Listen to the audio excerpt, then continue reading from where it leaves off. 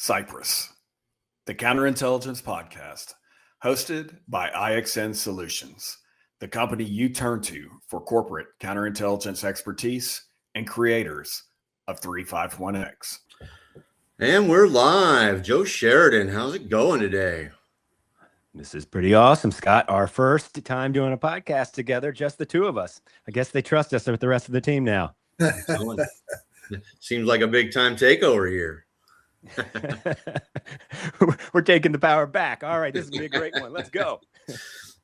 Yeah, so, it's good to see you. It's nice and sunny here in Texas. How's life up there in beautiful Minnesota? It's nice and sunny. A little different, though, I imagine. No, in all seriousness, this is a big day for everybody in the Lakeville, Minnesota area, because it's the first day in over a month that the temperature is supposed to get over freezing. So you're going to see people, in bikinis, shorts, running up and down the street. We're all pretty excited. So just like Texas. Awesome. Yeah, I tell you, speaking, it's nice and toasty here in Texas, and speaking of heat, there was a little story in the news recently about some shenanigans in the Chinese, military community that it made my heart warm because there's a little heat lit under, the chief of their, military.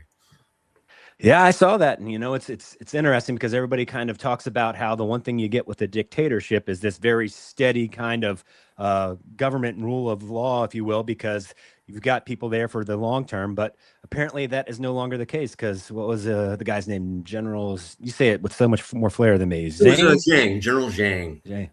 Yeah, so childhood friend of Xi, who had been one of the senior military, I think the most senior military person on their war council, was given his walking papers. And there's a little bit of talk that it could have been because of some espionage activity. There's other talk that he just was not exactly supporting the regime. But regardless, I imagine the internal CI capability of our Chinese brethren has been very active lately. Yeah, they were definitely working overtime. In my heart of hearts, I'm hoping that we had something to do with that, to inflict a little pain. But no matter what it is, it does my heart good to see, a little discontent and discord, in the Chinese side of the house, being our longtime adversaries. I'm always split, Scott, because in the one hand, you're like, yes, we show that there's cracks in that system. We've shown that there is malcontent within that party. But at the same time, if there truly was somebody that was giving us an insight into a very closed government, and we've now lost that insight, it's a sad day as well. So, we always talk about this, but you get the short-term win, but not necessarily a long-term one, which we'll see, which pans out to be more true. Yeah, we argue about that on our own side, man. Whether we're not what's the best deal for Team America, what's strategic and what's tactical. So, always interesting out there. 100%. Well, I want to go ahead and get to, talk a little bit about our guest today. So, super happy to have Tom O'Connor as the guest on the show today. Certainly a legend in the Army CI community. Been around a long time and done a lot of great stuff for our country. Had the pleasure of, working, for him and with him, over the years. And, it's just a fantastic opportunity to have him on the show today and, get to hear a little bit about his career and maybe pull out a little bit of sage wisdom, to share, with our audience, especially those young CI folks, that are out there just getting started. So wanted to, start off by saying, hey, Tom, welcome to the show and so glad to have you aboard. Thank you. I appreciate that. So, Tom, one of the things that we, try to do, is kind of get the show started by, having you kind of, go over your background, so think way back, to back when you had, your first promotion board. And that's kind of what we're talking about. Go ahead and, just let us know, what is it that brought you to counterintelligence in the first place and how your career got started and, kind of talk us through, that career progression. Well, I was raised in a service family. So my dad he passed away. My dad was a retired counterintelligence warrant officer. And so I knew about counterintelligence even as a teenager. But after I got married and moved to Tennessee, I had to drop out of college. And we moved to Tennessee, and I ended up getting drafted because I had to change my draft board from Amarillo, Texas, to Gibson County, Tennessee. So even back in the late '60s, Amarillo was about probably 60, 70,000 people. It was pretty good size. Gibson County, the little town I lived in, was 4,000 people. So I suspect I got caught up in the 1969 draft lottery. I don't know if anybody knows anything about that, but it was numbers 1 through 365. And each of the numbers were obviously attached to one day of the year. And then they picked in November, December, the fall of 1969. I don't know when. 90 numbers. Well, they picked all of the numbers, and then they were going to take the first 90 selected. So mine came up, I think it was number 17 or something like that. So it was all over but the shouting. And so my number was up, and they sent the requirements out to the states, and the states sent them out to the counties. And I'm sure Gibson County Draft Board got a notification, well, we need one body or two bodies or whatever. And they went around down the list, and they said, Tom O'Connor, is he kin to anybody here? You know, I think is probably how it happened. I really don't know. But I got drafted and went in. I got my draft or my notice from the president in late 1969, and I went in early 1970 through Memphis. Did basic training, and I ended up in the infantry, obviously, because it was Vietnam time still, and so I did basic in Fort Bragg, AIT in Fort Polk, and then I went to Fort Benning to the infantry school. And I was actually in 11 Foxtrot. The MOS doesn't exist anymore. But it was infantry operations and intelligence.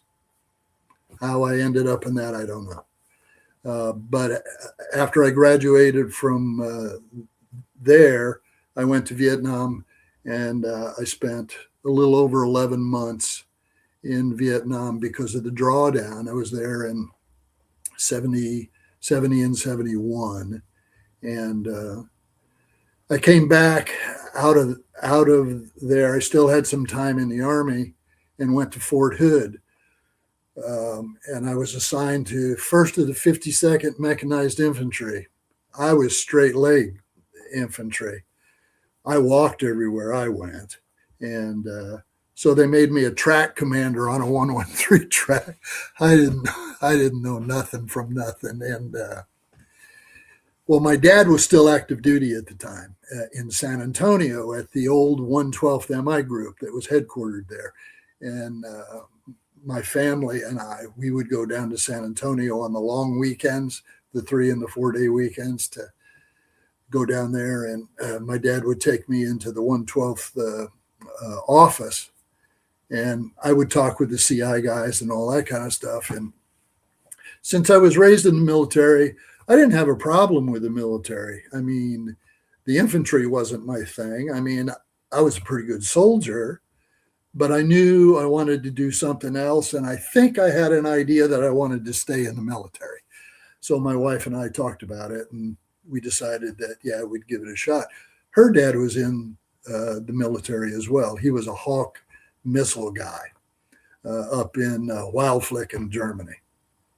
Anyway, so we decided to stay, but I wanted, and back in those days, you had to be invited basically to be a CI agent, you know, do the whole vetting and interview process and all that. And I got accepted ultimately, and I went to the CI course. It was either the second or the third CI course at Huachuca when it moved out of Fort Holabird, because we were still unloading before the school day, and sometimes after the school day, we were unloading deuce and a halves with equipment and all that kind of stuff for classrooms and offices and all that kind of stuff. But I got through that, and then I went to DLI out in Monterey for Japanese, which was really freaking hard. I mean, you know, they give you a test every 6 weeks at DLI. They probably still do. If you fail the test, you can take a retest. If you fail the retest, you're out. So I learned very quickly, you know, and actually my wife kicked me in the butt on this. And she said, look, this is your job. Your job is being a student at the Defense Language Institute. You better be a good student. So I studied my backside off, and I graduated and did okay. And we got assigned to my first CI assignment was in the 500th MI out in the Far East. We were actually on Okinawa. And the Vietnam War was still going on. This was late summer of 74. And so there were Green Berets there. There were Marines there. There were people that were going back and forth to Vietnam. And Okinawa was a 5th echelon maintenance base. So they had blown up equipment coming in, safes and stuff coming in from talks where units were being stood down and all that kind of stuff. So we had a full-time busy schedule doing all kinds of things. And the bottom line is we literally did everything. All of the missions of CI back in the 70s, we did them all. To include, that was my first foray into offensive operations. In 1975, there was an international ocean exposition, and the Chinese and the Russians came. So I got tapped on the shoulder along with a former Army polygrapher by the name of Perry Taylor, if anybody knows Perry. And we ginned up an OFCO. And so that was, I still remember the name of that, but that was my very first foray into doing that with no FCITIC, no nothing. I had 3 manuals, 3017, which was the original CI manual, 3017 Alpha, which was the confidential supplement, and 3018, which was intelligence operations, which was the secret human side. And basically I just went to 3018 and I did everything that was in there. And that was fun. I mean, so 1975 was my my very first op. Then I left there after we did IG inspection help. We did background investigations. We did sabotage and sedition investigations where there was a group of ACLU lawyers that had a place off base, and they were doing, because of the Vietnam War, they were doing everything they could to figure out ways to help GIs get out of the military. Crazy stuff like that. We did background investigations. We did investigations. And the funny thing is, everybody that worked, all the local nationals that worked at the 5th echelon maintenance area, they were all contract employees, and they wanted the Americans gone. So we were part of that group. We kept track of the labor union unrest guys, surveillance. I mean, there isn't any piece of CI that we didn't do in that 3.5 years that I was there. So I got a good grounding at the strategic level on CI in my very first assignment, which was good. I left there and I went to Huachuca. I didn't ask for Huachuca, but they sent me to Huachuca, not as an instructor. I got to plug my computer in. Sorry, my battery's running low. Not as an instructor. I was in training development. And me and a guy by the name of Captain Dean Honor, he retired as lieutenant colonel, and his wife, Stacy, they were both HUMINTers. And he and I wrote the HUMINT tactical operations concept and a few other things. I also developed, back in those days, Joe, you probably don't know about this. Sparky, you might. Enlisted people used to have to take an annual MOS test.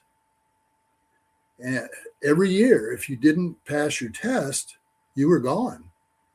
You could retake it. If you didn't pass it a second time, then you were reclassed. They changed the MOS test and they called it a skill qualification test. And I was tapped to be the first, then 97 Bravo, to write the skill qualification test for 97 Bravos, which I did. And my office mate was a staff sergeant by the name of Maurice Sheely.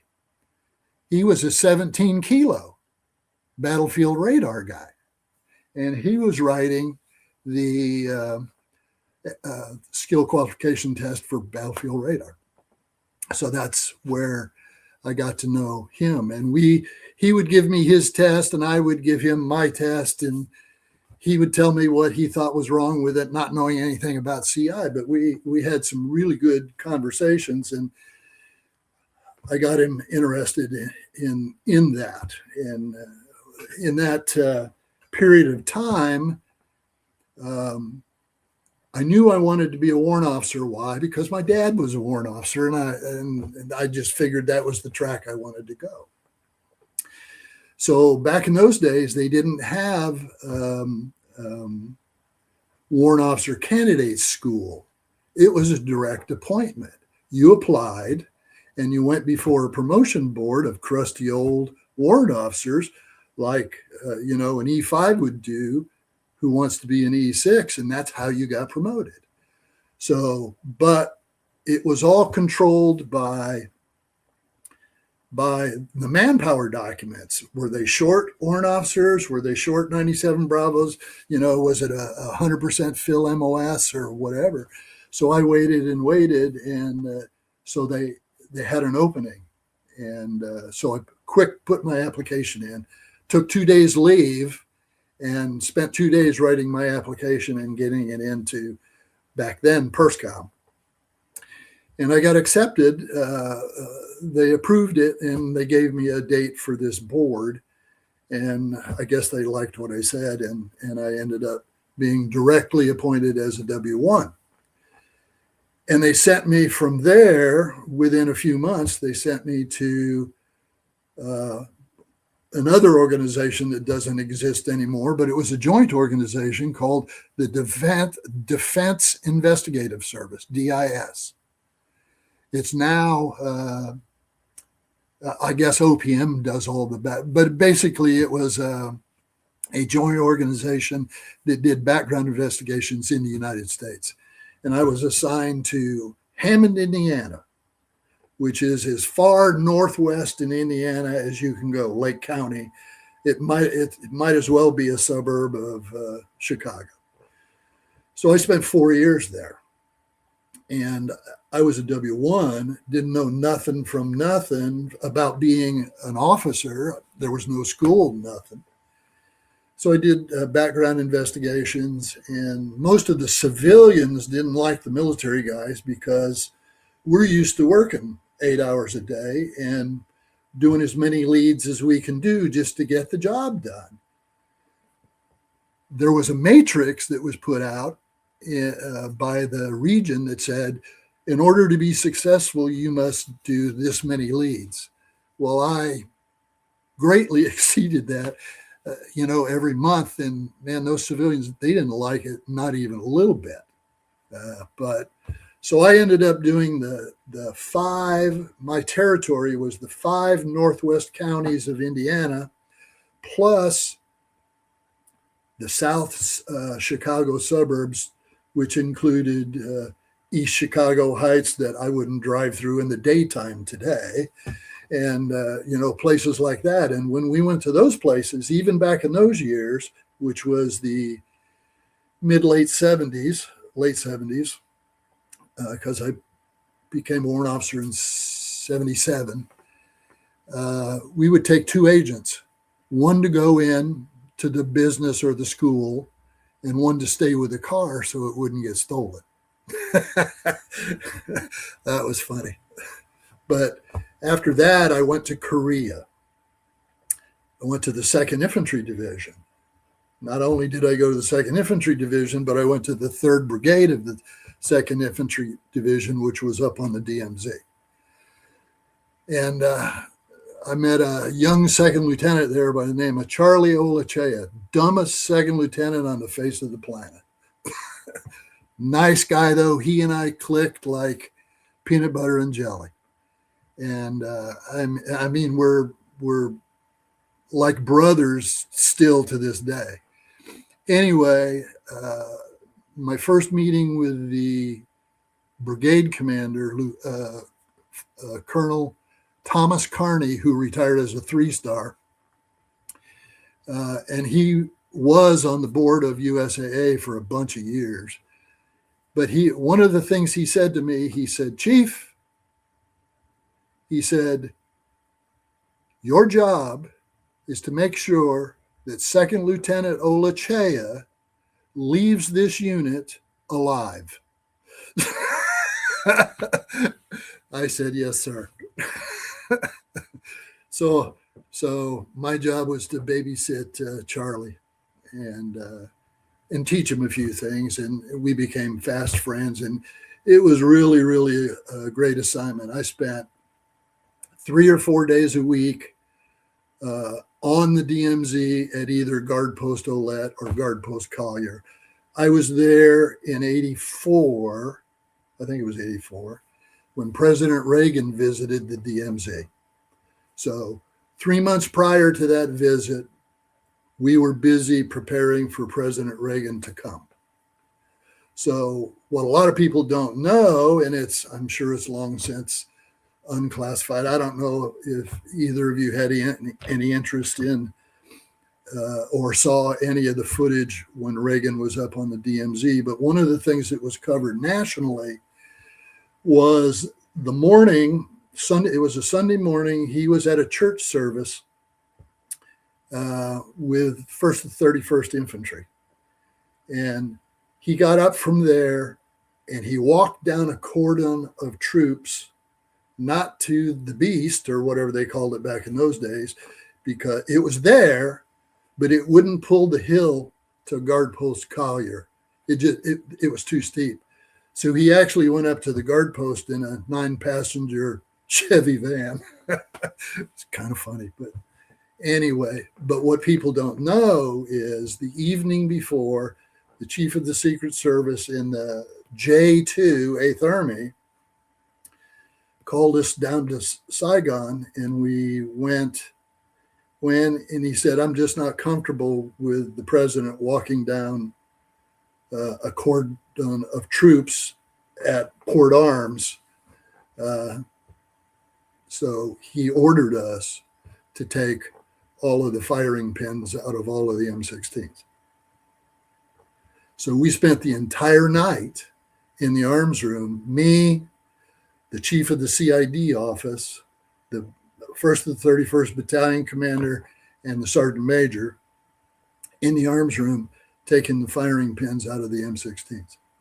And then the next night, we put them all back, and the soldiers never knew. So that kind of stuff. And, I left Korea. It was a great time. I learned a lot. I got back tactical again. I'm probably the only soldier ever to have gone on a combat patrol in the U.S. sector of the DMZ wearing blue jeans and a sweatshirt. And a 45 strapped to my side. But it was a great tour. And Colonel Carney, I went and saw him some years after that when he was the aide to the Vice Chief of Staff of the Army. After I left Korea, I went back to Fort Huachuca, worked there as an instructor with John Willis and a couple other people of note who name escape me right now. But I was in DC doing something with the G2. They had some questions about what was going on out at Fort Huachuca. And I went to see Colonel Carney out in the outer ring at the Vice Chief's office. I went in there and I talked to him. He took me to lunch and we came back in and the big door opened and the Vice Chief walked out. And Colonel Carney turned around and he said, "Sir, I want to introduce you to a CI warrant officer, blah, blah, blah, blah," introduced me. And he said, "He's at Fort Huachuca right now." And the Vice Chief said, "Really?" He said, "Is Weinstein there?" General Weinstein. I said, "Yes, sir. He's the commander of the school." He said, "Well, come on in here and tell me what's going on at Fort Huachuca." And I about swallowed my throat. I swallowed my heart at that point. I mean, but I was politically correct. I didn't say anything bad. And I was smart enough to call my immediate boss, who was a civilian back at Fort Huachuca, and I told him what happened. William Teeter was his name. And I told him, and he said, "Well, I got to go tell the CG." And I said, "I figured you would. That's why I'm calling you." So he ran up there and he told Weinstein. And Weinstein, being the guy that he was, he slung around 4-letter words about every other word. And he immediately ordered Teeter to get a hold of me and call him, which I did. And man, he went up one side and down the other. And I said, "Sir, I didn't go there to see him. I went there to see my previous commander. That's it. I'm innocent." And he said, "I want you to write an MFR, and I want every single thing that you and the Vice Chief said, blah, blah, blah." So I did that. And General Weinstein and I became pretty close friends, actually, in subsequent years, because his son, Mike, and my son, Tim, were best friends in high school. So we got to know each other pretty good, and we laughed about a lot of things in subsequent years. But anyway, so I left there, and that's where, during that assignment, is when FCA, it had changed from SOD to FCA, came out to Fort Huachuca because they wanted to stand up AFCITIC. And they came out, and the G2 said, and the CG out at Huachuca said, "You can have your own school if you fund it. TRADOC will approve it as long as everything that you write or suggest is run through the instructors at Fort Huachuca." And I was the one that was running the little 1 week off-go piece of the CI course back then because of what I did at my first assignment in the 500th. So I got to know Charles Prendergast and Bob Bell and some of those old pretty famous guys. And I said, "Look, you guys are the experts, but as long as the verbiage is not what we have here, and it in fact is a more detailed set of instruction, you're not going to get any argument out of me." So I would review everything that they had. And that went on for the better part of a year. And they would come out about every 10 days or so. And when they had another lesson plan ginned up and stuff like that. And that went real well. And then that's when they started talking to me about getting into the program and all of that, which I hadn't even considered, honestly, because I figured, my goal was to get promoted to W4 and retire at 20, and go on to wherever the Army is going to send me. But I knew I wanted to get to Germany because I had gone to school in Germany and I liked Germany. But my Japanese language was holding me back. So I went to Korea, I went to Japan. I said, man, I don't want to go back to the Far East again. He said, well, let's get you into the program and you won't have to worry about that. And so I did, and I ended up at Det 15. And that was a great time to be at Det 15. I was there from 85 to December of 91.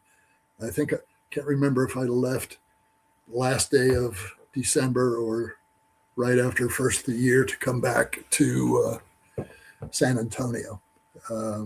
But that was a great 5 years. Maury was there. I did not know he was there. Mike Maroney was there. Jay Pendleton was there. We had a really good group of people, and I did real well there. I got promoted below the zone to CW4 at Det 15. And I left there and went to San Antonio as the second, not the first, the second program member to be assigned to the 902nd.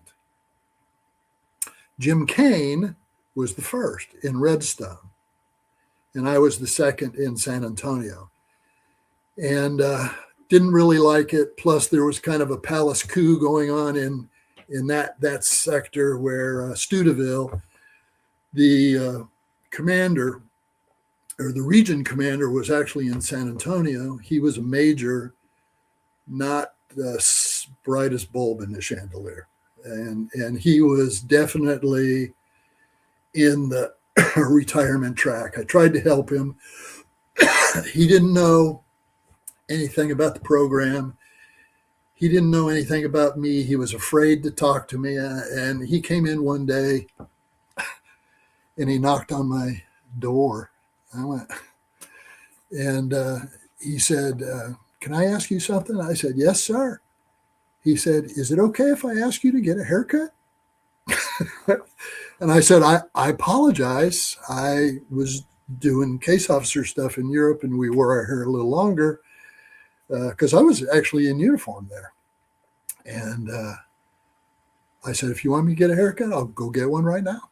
He said, well, thank you. A couple of the young soldiers were complaining, and I said, okay, I got it. No, not a problem. Not a problem. So that was good. So then from where I don't even remember where I went from San Antonio. Korea. No, was it Korea?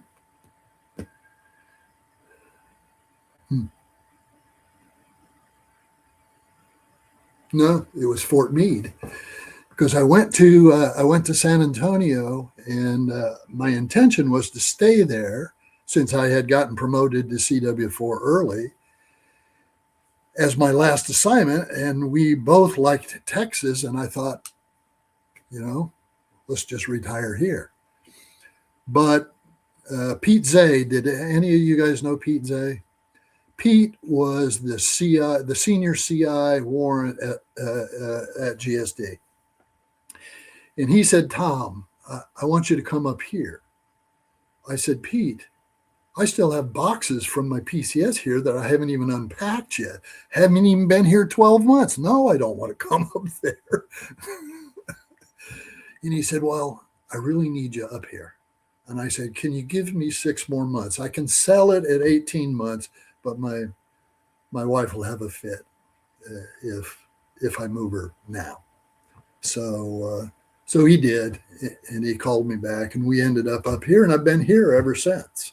So I was at GSD, And then I went to, after GSD, I went to Det 14, just in time for 911. And then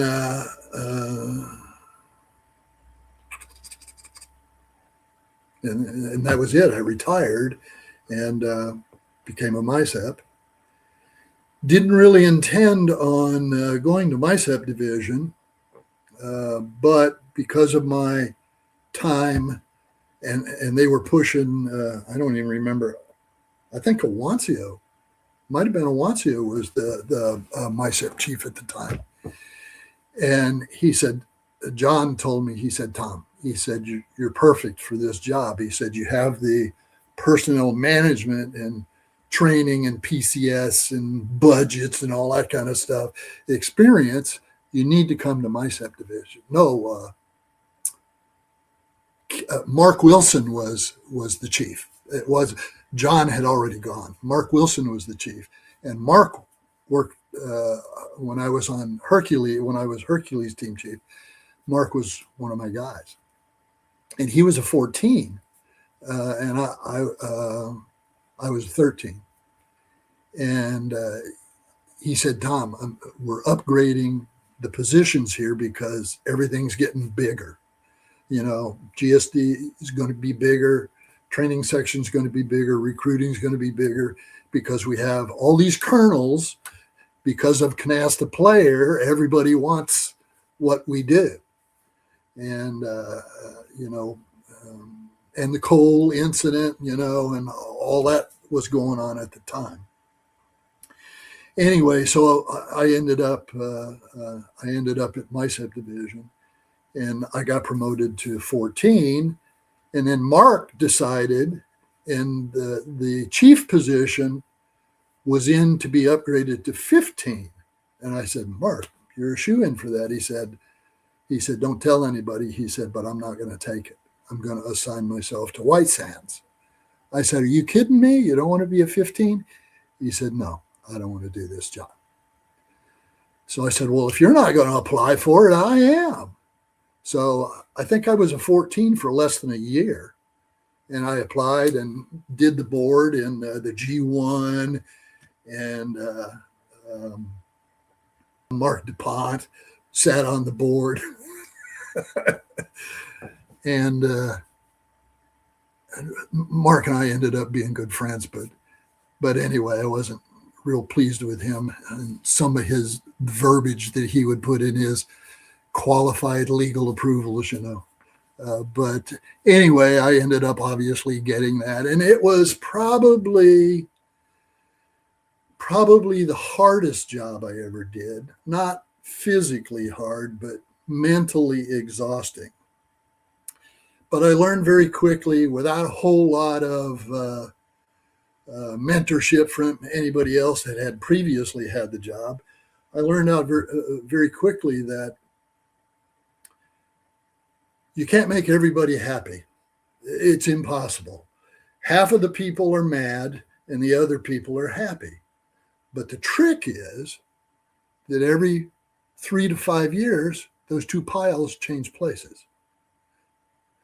And when I would travel around the world and brief and talk to the assembled masses, I would say, look, guys, you have to be realistic in what you want. Because invariably I'd go to Korea. I want to go to Seattle.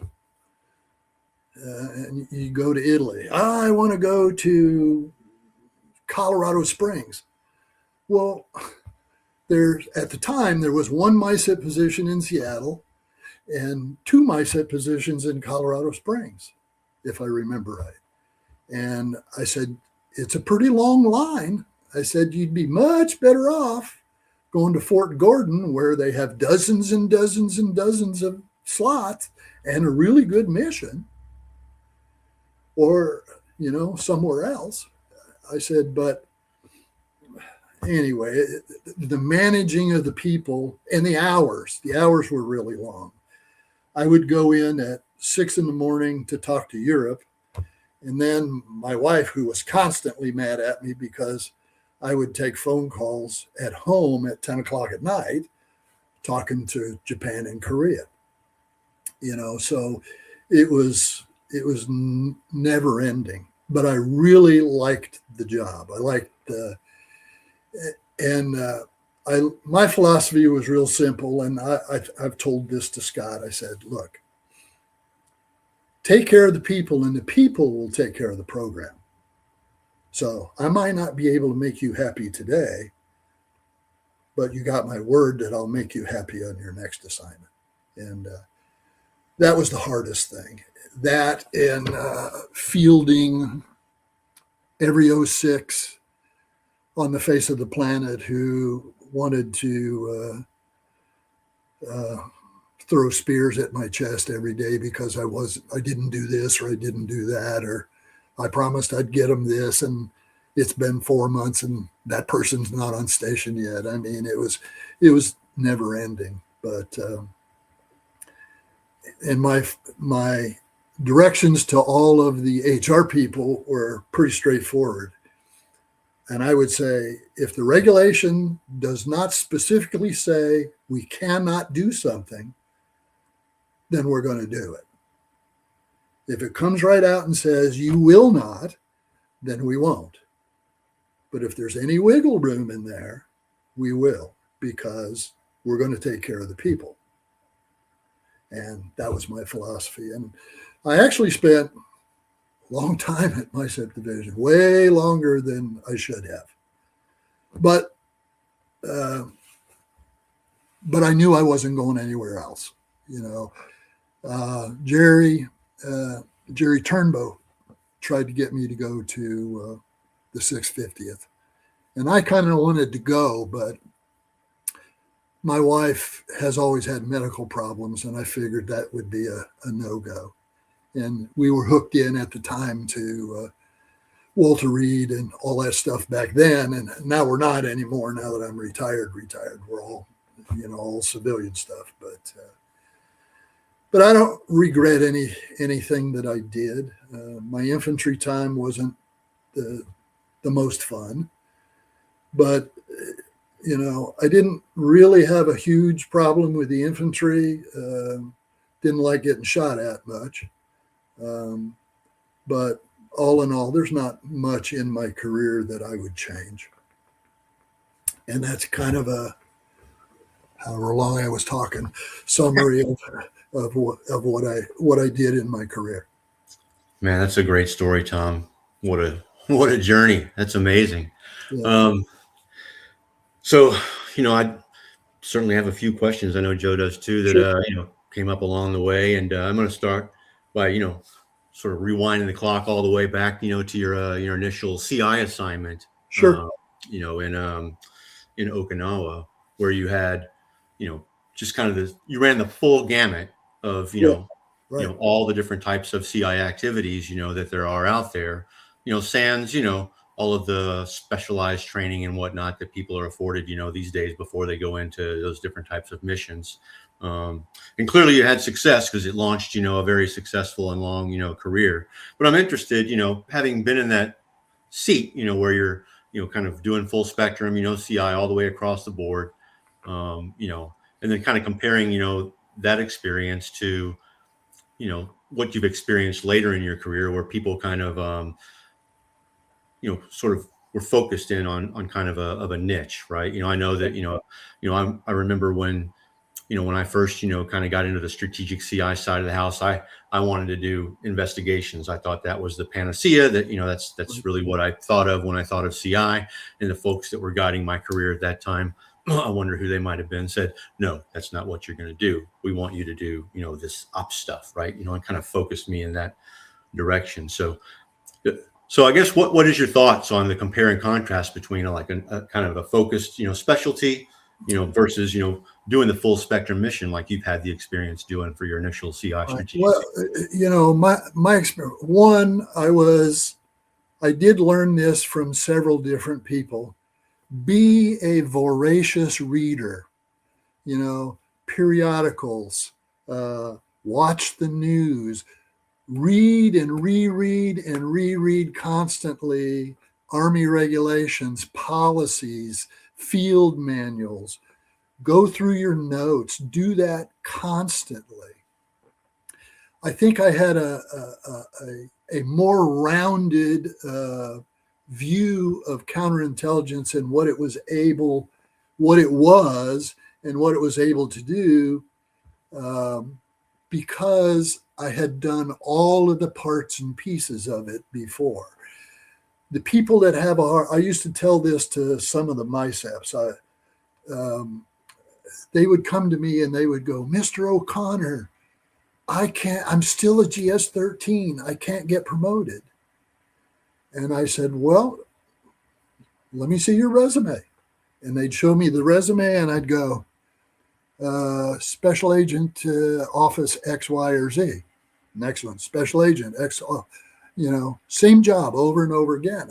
I would say, guys, spread your wings. Go do something that you might not be comfortable with. Learn something else in the counterintelligence business.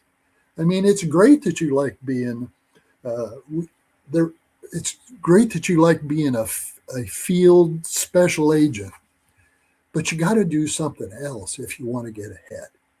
I mean, if that's your goal, and if you don't want to do anything with that, I'm okay with that too. If that's what you want to be, the old regimental concept, if that's what you want to be, then don't tell me that you're mad because you can't ever get promoted. You can't have it both ways. You have to build on, and I used to tell young guys, you can do the same job twice, but no more than twice. Whatever job you take, make sure you have different responsibility at a different level. Volunteer to be the training officer. Volunteer. Never turn down any kind of a school. I went to the school to be a secure contract authorizing official. Why? But I did. I got my little certificate, and I know all about secure contracts now. And I sat on reviewing contract bids down at INSCOM over in the JAG side. No, that's not true. In the G1 side of the offsite building from INSCOM. I did that. Got a good insight on what a contract submission looks like. I would sit with the budget people. I learned a lot about budgets. I learned a lot about how DOD, in my opinion, does their budget wrong. We automatically add 10% kind of, and then fudge the numbers to make it match the 10% thing.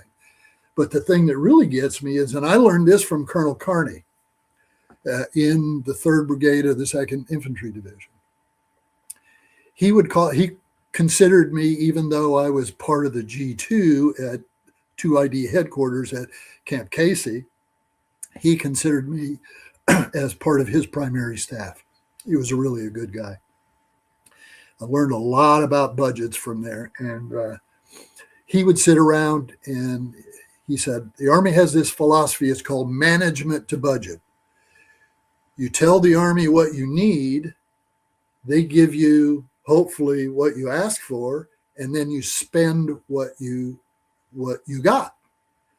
Whatever you don't spend comes off of your next year's budget. They take it away from you. That statement right there, I said to myself, well, that's fraud in the making right there. Let's order like we did at FCA. Let's order 200 laptops. 200. And I think it was 185. That never got out of the box. Spent who knows how much money because it was end of year money. And the money had to be spent because if it wasn't spent, you weren't going to get your full budget the next FY.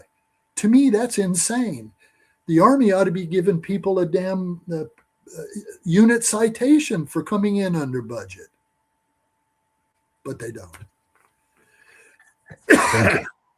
Tom, that if you understand money, you can do a lot in the Army. And I think that that's been proven throughout your career. But I'm going to take you back to your first assignment. And, Sure. you telling me about that made me first couple assignments, which is, a non-volunteer Army. I mean, I've never tried to do counterintelligence in anything other than a volunteer Army. And I can't imagine the differences trying to manage insider threat issues. I mean, you talked about pulling the firing pins for Reagan's visit, but could you talk about some of the other kind of unique differences that challenged a CI agent in a conscript draft Army?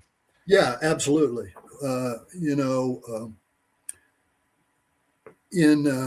In Okinawa, well, it actually goes back to when I came back from Vietnam.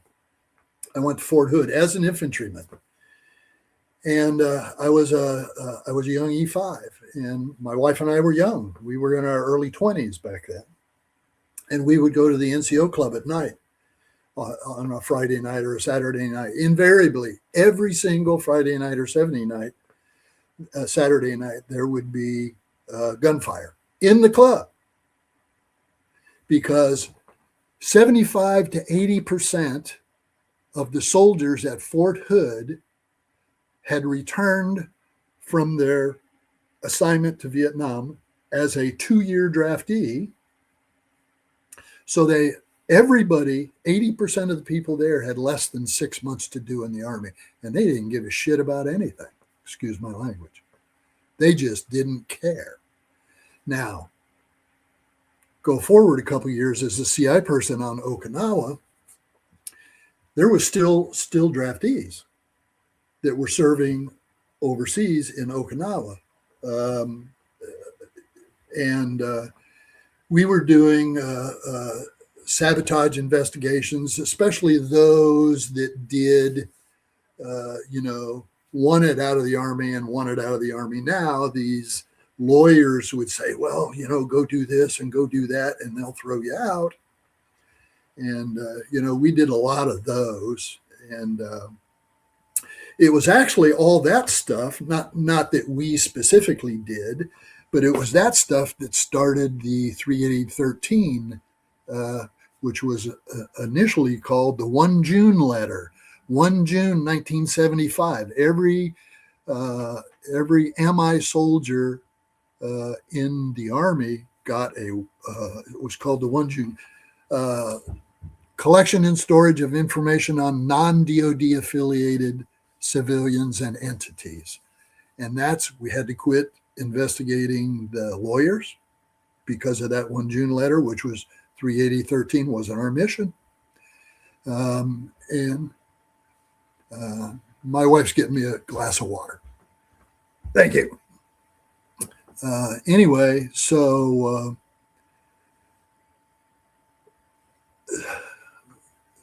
that 1 June letter kind of set the table for what was about to happen, which morphed into 38013, and I don't know what it is now, if it's anything. But we did. I did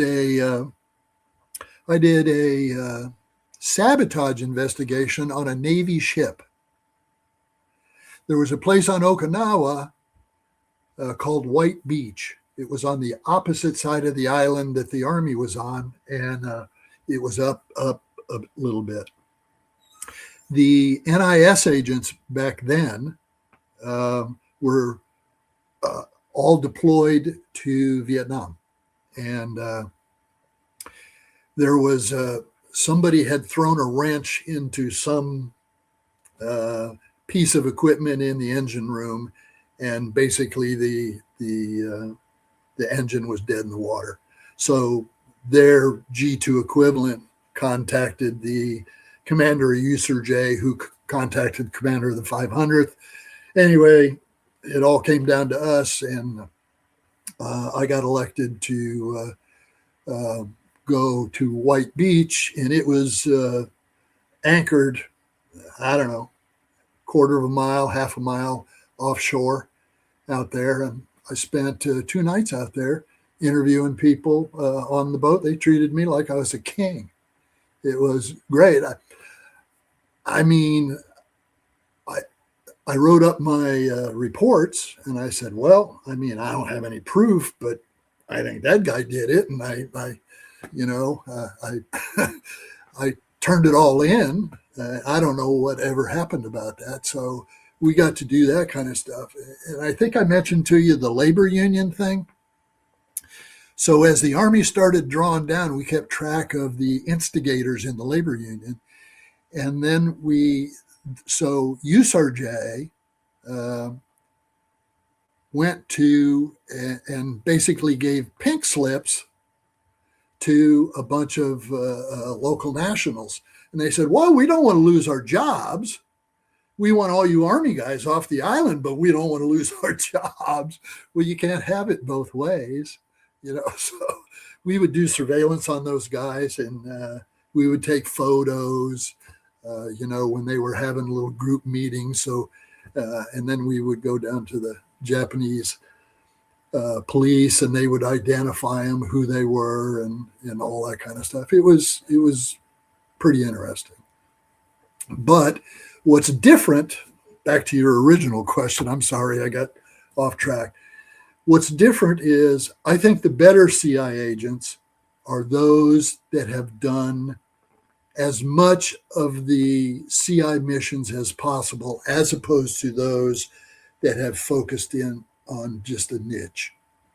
And I think if you have a broad understanding of how it all ties together, then you can ultimately be a better CI person. And I would go out to the when I was a MISAP, I would go to the different schools, and there were a lot of National Guard guys in there, and some of them weren't CI. And I said, who here has ever done CI? And these guys wouldn't raise their hands. And I said, come on, seriously? Were you ever in high school? Did you ever want to meet this young lady over here? What did you do? And how did you do it? Who did you talk to? Did you get somebody put in a good word for you? I said that all of that's CI. I said, now translate in that to military terms, and everybody knows a little bit about CI if you just stop and think about it. So the bottom line is I think the better ones. I don't like the one trick pony. I won't say that I don't like them. I understand why they do what they do. I'm saying the better CI agents are those that can do the most pieces of the CI mission. Because what do you have? You have collection, or you have investigations, operations, production, which is writing IIRs or whatever, security services, all that. I mean, there's room for everything in there, So that's my 2 cents worth. That's awesome, Tom. Yeah. So 5, basically every CI agent has 5 areas of specialty, that are defined for us anyway, is what it boils down to, just like you said. So yeah, mastering as many of those as you can is definitely value added. So, I mean, you vast career. I mean, what can you say about, did CI evolve over those years? Has CI evolved to present day, or is it been pretty consistent over the years? Well, no, I think whoever, and I don't know when I first came into CI, the ints were SIGINT, IMINT, and HUMINT. And under HUMINT was collection, CI, and PSYOPs. That's the way I was taught in school. Somewhere along the line, I don't know, I was probably overseas, somebody, for who knows what rationale, pulled CI out of the HUMINT area, and it's a standalone function. I personally think that was a mistake. I've always thought that was a mistake. because even when I was ringing doorbells in Chicago, there was an Army lieutenant colonel, I won't give you his name, that I used to see every once in a while, who was assigned to the agency base in Chicago. And he and I would get together once every couple of months over lunch and chit chat about what was going on in the area and stuff like that. You know, the first thing I did when I came out of Det 15 and I went to the 902nd, I asked for an in brief for the San Antonio field office, and I got an in brief. I was sorely disappointed. And I said, okay, got it. How many reserve units do we support? Can you give me a list of all of the S2s with their phone number and contact information that we support? All of the units on base. Who's on the liaison team that goes and drinks coffee with these people? Nothing. None of that was going on. Nothing. I couldn't believe it. But we got it started. Me and Gavin Tullis. Do you know Gavin Tullis? He was. You should know him. He taught down at the farm. Yeah, I know him. Yeah. So anyway, so go ahead. I was going to say, you mentioned something that kind of piqued my interest, because you came into the ops world when it was a very decentralized capability. You talked about some of the challenges where there wasn't a lot of instruction that was readily available to learn how to do the craft other than a couple of regs. Right. And then you were one of the first folks when it became consolidated under the 902nd. Kind of would like to get your thoughts on decentralized as a capability versus centralized, pros and cons, and then also just understand kind of the dynamic at that time, because having heard the legends over the years, that wasn't something that happened seamlessly or without friction. Correct.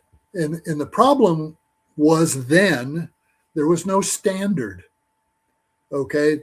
What centralization did was they created a standard for reporting, operations, investigations, all that kind of stuff. But before that, each unit kind of did their own thing. Some units were obviously better than other units. And, but I would tell everybody, this kind of goes to the mentorship piece, if I can kind of skip around a little bit. I used to tell people, pick somebody, be observant, listen to what he or she says, take the pieces that you think fit your personality, flush those that don't, and become your own person. Learn. That's why I said constantly read and reread. I bet I've read 388-120 100 times. And, I learn every iteration of it. I go back and I used to go back and read it, and I'd go, damn, I don't remember that piece of it being in the former reg. You learn something all the time. So it's all about learning and, never looking back. But you have to understand what the mission is. And I would tell everybody, especially the ones in the tactical units, well, that's not our mission. I said, well, then change the mission.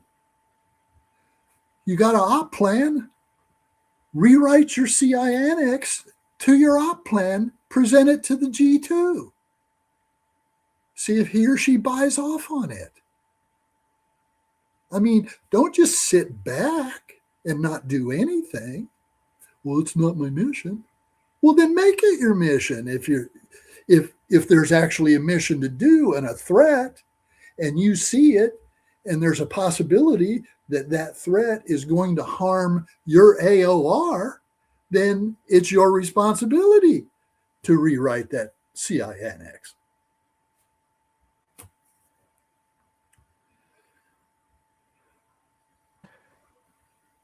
I got to throw in an easy one, Tom. Sure. And I had this one with Tracy Goodwin when we had her on the podcast. But most CI agents don't know about the PSI, or the background investigation mission, because the Army divested from it, Right. several years ago. Right. But anytime I talked to someone that had the pleasure of doing it, and especially for a guy that was assigned to Hammond, Indiana, to do it, what was the craziest story that you got from an admission doing a background investigation on some individual? Well, I got a couple of stories, one good and one very odd. I went into the Dan Ryan Homes. That's low income housing next to the Dan Ryan Expressway, which goes on the west side of, through Chicago up. I went in there, and it was a high risk area, but I was young and dumb. And I went up to the 8th floor of a 10-floor high rise, low income place. And I knocked on the door, and I showed my badge and credentials, and it was a DIS badge. It was a big silver badge, looked like a cop's badge, and regular credentials, but it said Defense Investigative Service Special Agent. The guy looked at me like he was going to chew my head off, but he didn't. And I showed him my badge and credentials, and he held his hand out, and I made the mistake of handing him my credentials. He said, "Come on in." I followed him inside. He walked over to the balcony and threw him off the balcony into the parking lot from the 8th floor. So I immediately ran downstairs and got him, and never went back there again. The other one I did, which was, it was okay. I was more embarrassed. There's a place, I cannot remember the name of it, but every year, I don't know that they still do it, but back in the day, in the late 70s and early 80s, they did the Miss Nude USA contest at this location. It was right along the Kankakee River, which was 2 counties south of me. Big, well-known nudist camp. I cannot remember the name of it. I went there, and I was literally sport coat, tie. I was literally the only person that had any clothes on within a quarter of a mile of me. It was, I was embarrassed, but nobody else seemed to care. So I went ahead and did my investigation and asked my questions, and I just kind of shook my head the whole way back to the office. After the podcast, Scott's going to need the address to that particular venue, if you don't mind. That's awesome. That's a lot of interesting experiences there. For young agents that are just getting into the career field, you've seen a lot of young agents over your career. So, kind of reflecting back, if there is one, or maybe a couple of rookie mistakes that new agents make that, they should be on the lookout for, and maybe, not have that stumble based on, your experience. There's one big one that I've noticed over the years. I almost fell into that trap as a young agent, and I was warned actually by my father. He said, "Do not volunteer too much information to your family. You can get into a lot of trouble by saying things to your family that you shouldn't." Now, let me back up a decade or two. There was a time, if you lost your badge and credentials, you immediately were reclassified in a different MOS. Now they don't seem to give a shit. But they did back then. And there were a couple of people over the years that lost their credentials, broke them, whatever. and they were there one day and gone the next. But I gave a speech. Honestly, it wasn't a particularly good speech, but there were some good pieces in it at a graduation ceremony at Fort Huachuca 15, 20 years ago.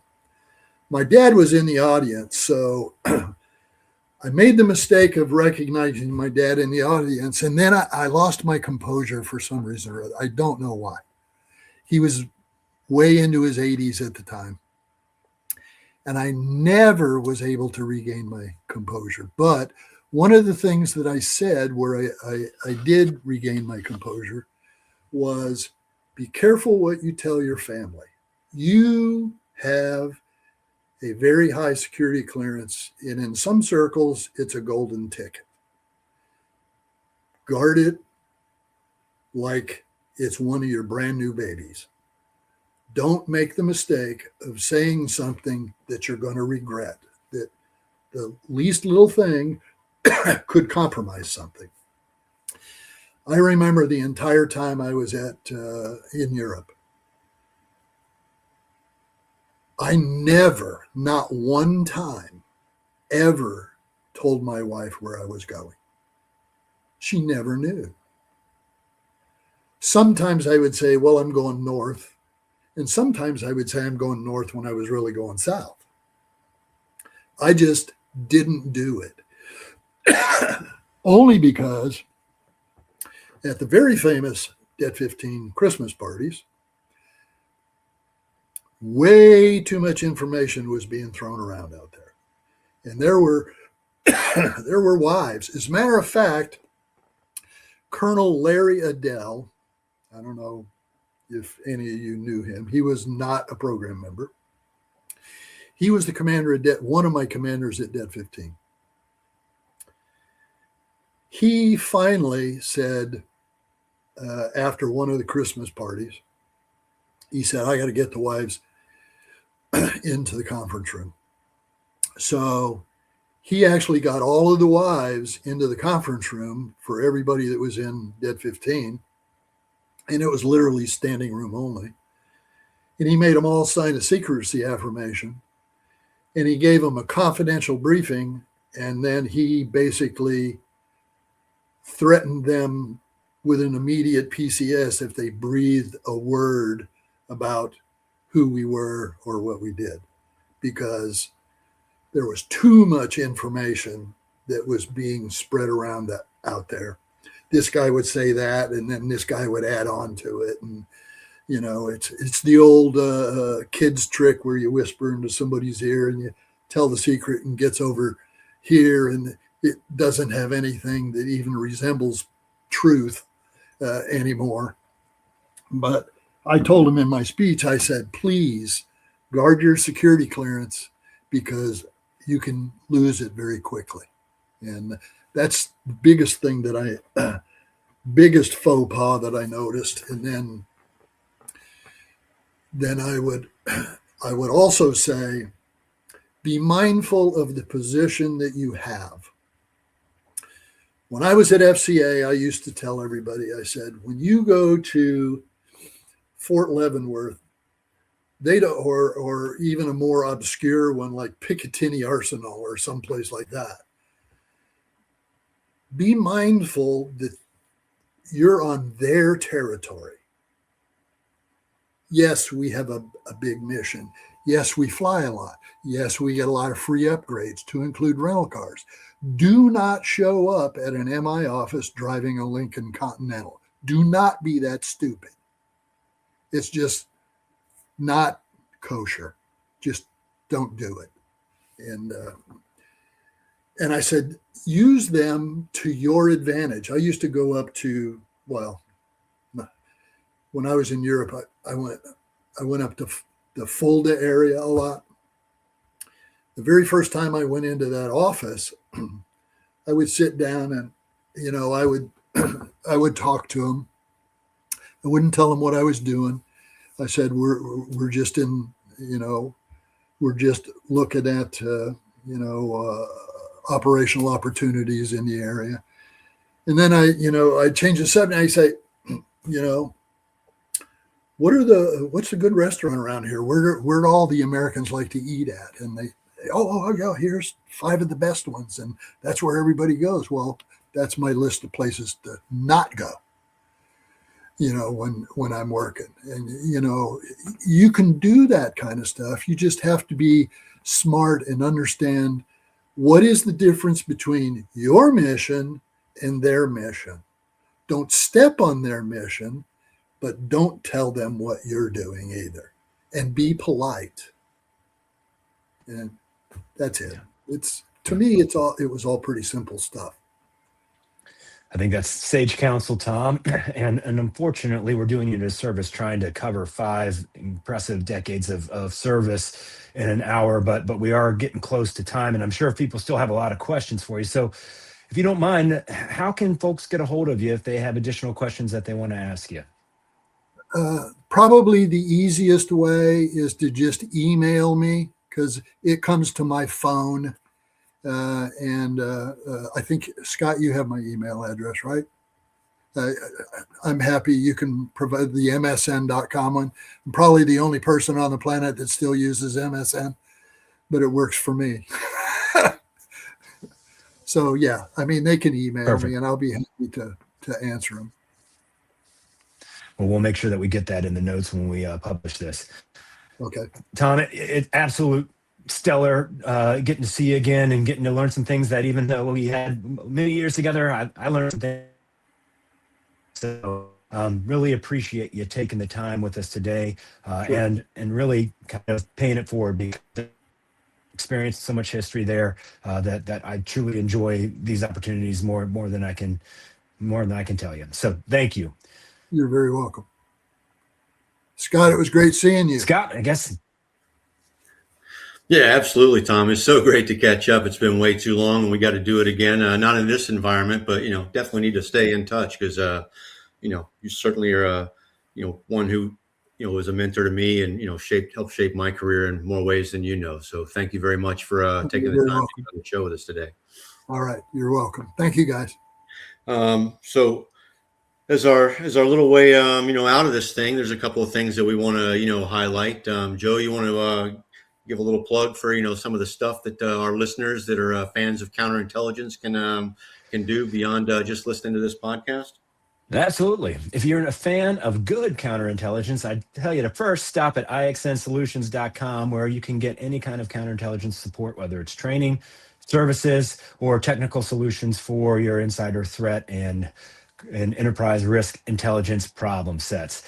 While you're at IXN Solutions, we also have a Patreon dispatch site that is a location where we maintain all the latest news and happenings within the Intel enterprise. Check it out. Lastly, if you want to be able to continue the conversation with Intel professionals like Tom, we have a Discord Dispatch Central site that is a community forum for intelligence professionals like yourself to continue the conversation. And then if you are looking for some new apparel to improve your day, we have a Printify shop that is CI about it, but you need to check it out because it's pretty impressive. Back to you, Scott. Yeah, I love my 1 2 3 3 is for me t-shirt, So as a little final plug here, we want to make sure that you recognize that there are threats out there, right? And so and as we wouldn't be good CI agents if we didn't give a little brief on our way out. So if you see something that makes the hair on the back of your neck stand up, and we want you to recognize that might be a threat. And then we want you to react appropriately, with the training that you have. And if you need some of that, then get a hold of us. And then we want you to report it to your local CI authority so that somebody can do something about it. So remember that: recognize, react, and report, R3. And with that, thank you for tuning in to CI Press. Tune in next time because we want to talk to you all the time.